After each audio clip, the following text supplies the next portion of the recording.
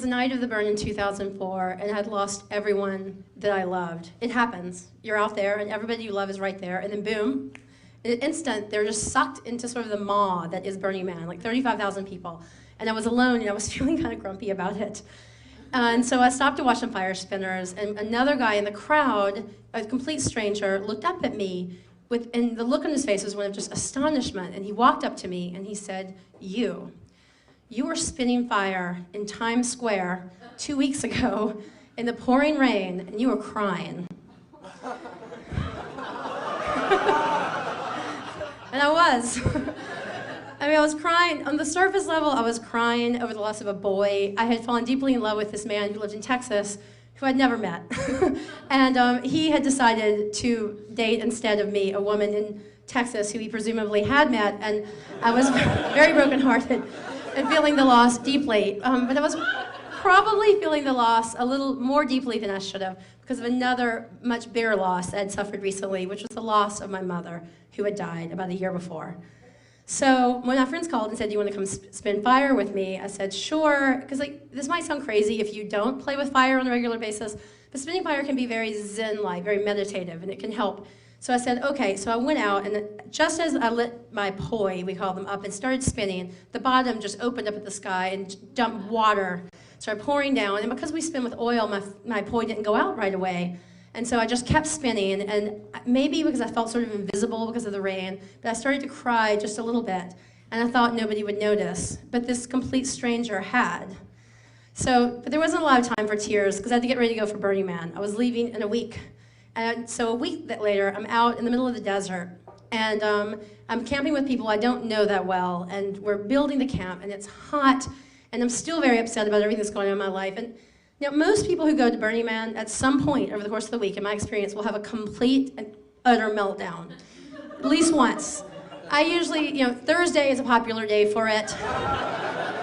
I usually like to get mine in on a Tuesday, get out of the way, because it's just so hot, and it's crazy, and there's dust everywhere, and it's nuts, and it's just, there's nothing out there but yourself in a way, and it's really easy to get raw really fast, and to really have to look in. And so, but here I was, 3 days before Burning Man even opened to the public, because I was there with a theme camp, and I built a shade structure, and crawled inside, and I started to cry. And this wasn't like the crying when I was spinning fire. This was like full-on heavy that just built and built. And at first I was crying over the boy, and of course the logical conclusion that because the boy had left me, that I would be alone for the rest of my life. And then I got deeper, and I started thinking about my mother. I was being just eaten from the inside out with guilt over my mother's death. My mother was sick for 9 years, and 9 years is a really long time. When someone's sick that long, it becomes almost normal, their sickness. So sometimes I didn't call her every day, and sometimes we even fought. And at the time it seemed okay, but after she was gone, it was like, how could I have not called her every day? And then there was the way she actually died. She was basically, I assumed at some point I would be called home. I'd accepted that she was going to die, and I would have to take a month off work, and I would be there with her at her bedside. But that's not how it happened. Instead, she one day was perfectly fine. Well, as perfectly fine as you can be if you have a terminal illness.